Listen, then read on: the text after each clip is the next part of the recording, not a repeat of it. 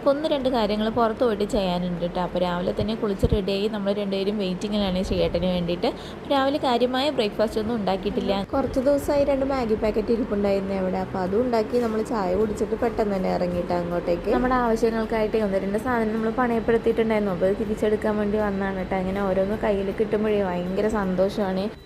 കല്യാണത്തിന് മുന്നെന്ന് വെച്ചാൽ നമ്മുടെ അച്ഛനമ്മമാരാണല്ലോ ഇവയൊക്കെ കാര്യങ്ങളൊക്കെ ചെയ്യുന്നത്. ഇപ്പോൾ നമ്മൾ സ്വയം ചെയ്യുമ്പോൾ അതിങ്ങനെ ഓരോന്ന് തിരിച്ചെടുക്കാൻ പറ്റുമ്പോൾ വല്ലാത്ത സന്തോഷമാണ് കേട്ടോ. വിചാരിക്കുന്ന രീതിയിലല്ലല്ലോ പിന്നെ ഓരോ കാര്യങ്ങളും മുന്നോട്ട് പോയിക്കൊണ്ടിരിക്കുന്നത്. പക്ഷേ ഈ വർഷത്തിൻ്റെ തുടക്കത്തിൽ ഇപ്പോൾ തന്നെ ഒരെണ്ണം തിരിച്ചെടുക്കാൻ പറ്റിയപ്പോൾ ഭയങ്കര സന്തോഷമാണ്.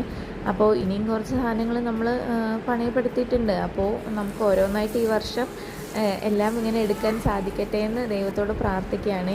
അങ്ങനെ അവിടുത്തെ പരിപാടിയും കഴിഞ്ഞ് ഇറങ്ങുമ്പോൾ തന്നെ ഏകദേശം ഉച്ചയൂണിൻ്റെ സമയമായിട്ടുണ്ടായിരുന്നു. അപ്പോൾ ചേട്ടൻ ബിരിയാണി വാങ്ങി തരട്ടെ എന്നൊക്കെ ചോദിക്കുന്നുണ്ടായിരുന്നു കേട്ടോ. അപ്പോൾ ഞാൻ ഇന്നലത്തെ വഴക്കിൻ്റെ ആ ഒരു വിഷമം മാറാത്തത് കൊണ്ടും പിന്നെ ബിരിയാണിയോട് വലിയ താല്പര്യമില്ല കേട്ടോ ഇപ്പോൾ. അതുകൊണ്ട് ഞാൻ വേണ്ടെന്ന് പറഞ്ഞു. പിന്നെ ഞങ്ങൾ കടയിലേക്ക് വന്ന് അവിടെ നിന്ന് മുട്ടയും വാങ്ങിച്ച് ജ്യൂസൊക്കെ വാങ്ങിച്ചിട്ടുണ്ടായിരുന്നു കേട്ടോ. ലിച്ചി കുറച്ച് നാളായിട്ട് അത് കുടിച്ചിട്ട് അപ്പോൾ കണ്ടപ്പോൾ ഒന്ന് വാങ്ങിച്ചതാണ്. അതും വന്ന് കുടിച്ച് കുറച്ച് ചിക്കൻ ഇരിപ്പുണ്ടായിരുന്നു കേട്ടോ. രാത്രി വറുത്തതിൻ്റെ ബാലൻസ് അതും എടുത്ത് പൊരിക്കാനിട്ടിട്ട് മുട്ടയും ഓംലെറ്റും ഓരോരുത്തർക്ക് ഉണ്ടാക്കുന്നുണ്ട്. അപ്പോൾ ഞങ്ങൾ 3 പേർക്ക് 3 ഓംലെറ്റും ഉണ്ടാക്കി.